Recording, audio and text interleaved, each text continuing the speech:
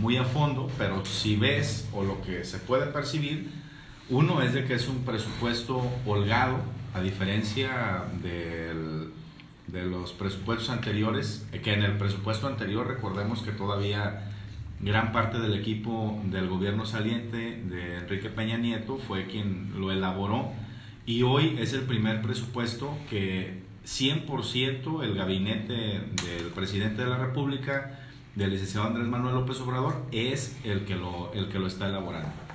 En números fríos, estamos hablando de que del mejor presupuesto que tuvo Peña Nieto al presupuesto que está presentando, su primer presupuesto que está presentando el licenciado Andrés Manuel López Obrador, nuestro presidente de la República, bueno, pues hay una diferencia de más de 1,000 millones de pesos. Entonces, esto pudiera ser un aliciente para decir, va a haber dinero. Pero recordemos cuál es el proceso para la presentación de este presupuesto. Recuerden que ahorita se presenta el paquete económico, en donde días posteriores se estará debatiendo en la Cámara de Diputados la ley de ingresos, o sea, cómo se va a hacer llegar de esos recursos el gobierno federal, y en el mes de noviembre estaremos viendo un nuevo análisis, un nuevo debate en la Cámara de Diputados para ver la ley de egresos, es decir, cómo se van a gastar ese dinero el gobierno federal. Recordemos que el presupuesto o el paquete económico se divide en dos grandes rubros. El primer grande rubro es el gasto programable. El gasto programable, para hacerlo de manera muy sintética, el gasto programable es todo aquello que produce bienestar a los ciudadanos y que produce desarrollo al país. Y el gasto no programable es todo aquel gasto que ya lo tiene contratado el gobierno federal y que obviamente no nos produce ningún bienestar, no nos produce ningún desarrollo a la ciudadanía y al país. Entonces, si vemos eso, algo que hay que reconocerle a este gobierno federal es dos factores. Yo reconocería y resaltaría. El primero es de que no hay nueva contratación de deuda, y el segundo, no hay un refinanciamiento de las deudas ya adquiridas. Es decir, lo que debo, lo debo y a ver cómo lo pago, pero no solicito más préstamos para solventar esa situación.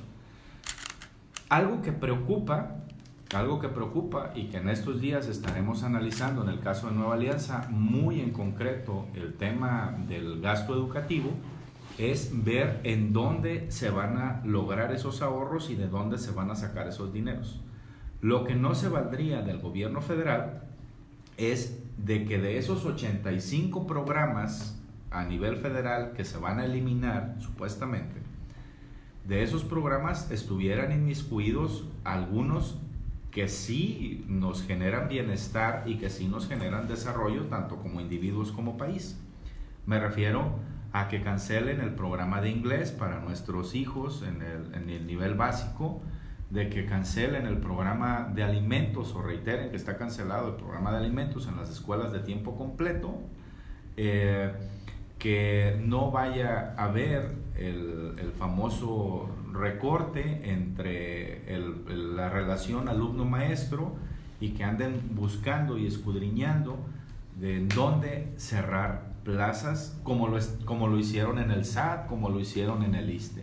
Entonces, esas serían unas de las grandes preocupaciones en este paquete económico, que esos programas que se van a eliminar no afecten a nuestra niñez y a nuestra juventud. Hay un aliciente, por ahí se habla de un aumento de casi 45 mil millones de pesos. Es posible en el sector educativo, es posible. Yo recuerdo en el último presupuesto que nos tocó avalar, fungiendo como diputados federales, en el último estirón se logró un aumento de 5 mil millones de pesos para el programa educativo, para el rubro educativo, cosa que si con tiempo lo estamos viendo, a esos 45 mil millones de pesos que anuncia o deja entrever la gente cercana a Esteban Moctezuma, secretario de Educación, pudiera ser factible. ¿Qué es lo que sí debemos de cuidar? Que en ese presupuesto educativo, ese gasto educativo, que yo insisto que el tema de gasto educativo está mal empleado, debería de ser una inversión educativa. Debemos de cuidar en dónde se van a aplicar todos esos recursos. Recordemos que hace algunos años, 2015, 2016 para ser exactos, el gobierno federal contrajo una deuda de algo así como de 50,000 millones de pesos para mejora de infraestructura. Hoy yo creo que si hacemos un análisis, un estudio, y no estaría mal que la Auditoría Superior de la Federación se echara un clavado en ese programa para ver qué tanto beneficio trajo esa contratación de esa deuda de esos 50,000 millones de pesos. Entonces, en sí el presupuesto de este año creo que es aliciente si lo vemos en números, porque es un chorro de dinero lo que están proyectando, más todavía que el año pasado.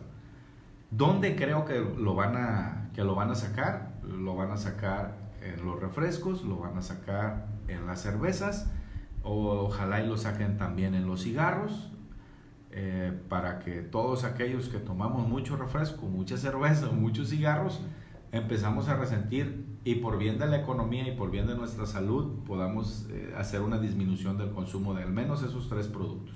Yo creo que por ahí se va a ir el gobierno federal para obtener este costo financiero que debe de asumir el gobierno federal. Esta proyección que tiene precisamente el gobierno federal de un incremento sustancial en el presupuesto, ¿puede verse afectado por la polaridad que hay en el Congreso de la Unión? Pues yo no creo que se vea tan afectado, porque bueno, traen la mayoría.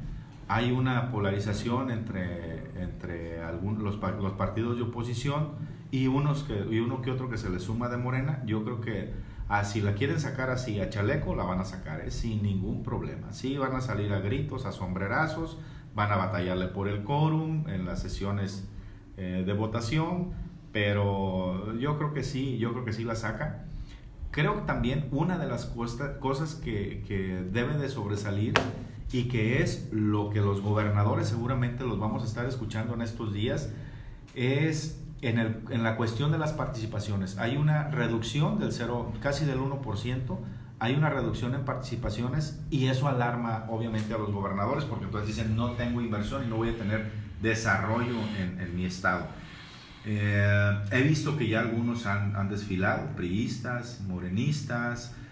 Se habla de que ya se reunió la de Sonora, se reunió el de Veracruz y el electo de Puebla, en donde están diciendo: oye, danos más, y la verdad es de que se les tiene que dar más a los estados. Si queremos ver que nuestros estados se desarrollen, en el caso concreto de Colima, yo no dudo que nuestro gobernador, el licenciado José Ignacio Peralta Sánchez, ya haya ido a tocar puertas a decir: oigan, pues échenme más presupuesto, porque este año que está por concluir, este 2019, la verdad es de que no llegó nada en cuestión de inversión adicional, cuando estábamos acostumbrados a que Colima, aparte de lo que se le ya etiquetaba en el presupuesto, pues por lo menos oscilaban entre los 500, 700 u 800 millones de pesos más todavía para el gobierno del estado de Colima.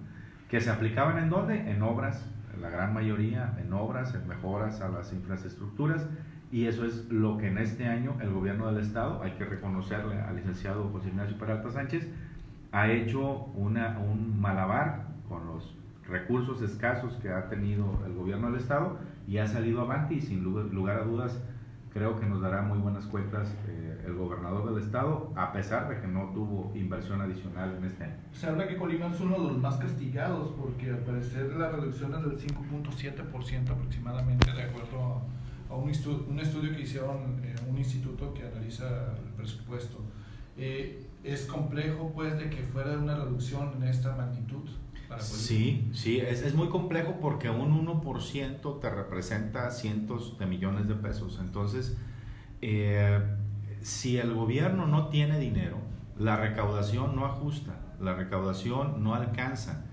Eso ahorca a los gobiernos de los estados, y entonces los gobiernos de los estados en esa creatividad que tienen, luego nos la van a cargar en cambio de placas, nos las van a cambiar en aumento en la calcomanía para el próximo año, y al final de cuentas somos los ciudadanos, los de a pie, los de que como ustedes, como yo, pagamos nuestros impuestos, y al final de cuentas dicen en mi pueblo que al perro más flaco se le cargan las pulgas. Entonces es lo mismo que va a pasar y que va a hacer el gobierno federal. Nos va a cobrar más impuestos porque tomemos Coca-Colas. ¿Quién no ha tomado o quién no toma refresco? ¿Quién los fines de semana en su gran mayoría no nos tomamos una cerveza? Y pues afortunadamente una pequeña población fuma, pero el sentido es ese. Sí es castigado el gobierno del estado, ha sido castigado porque también acuérdense que la repartición en las participaciones va de acuerdo a la población, y entonces nosotros somos de los estados con menos densidad de población o con menos población en el país, y eso obviamente nos afecta y nos viene a limitar todo eso. Yo insisto en una cosa: esta semana y la siguiente estaremos analizando minuciosamente este paquete económico.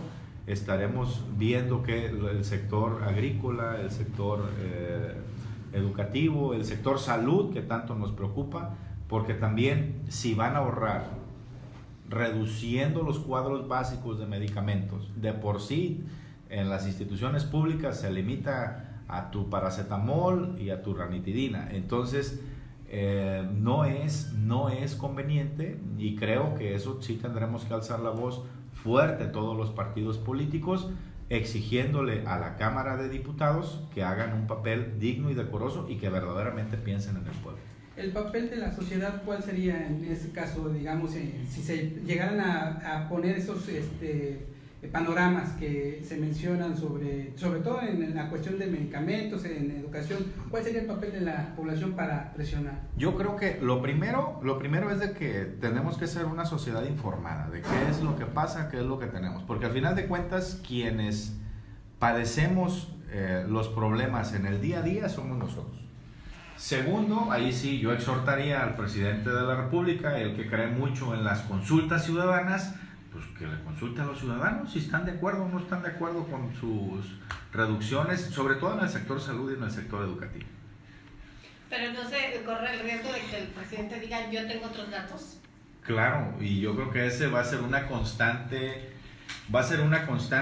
fue una constante desde el inicio de la gestión, es una constante ahora con su primer informe de gobierno, en donde él tenía unos datos, sus secretarios de Estado tenían otros datos, los partidos de oposición teníamos otros datos, incluso su propio partido traía otros datos. Entonces la verdad es de que es un riesgo, y ojalá y no se nos vuelva una costumbre en este sexenio. De hecho. Sí.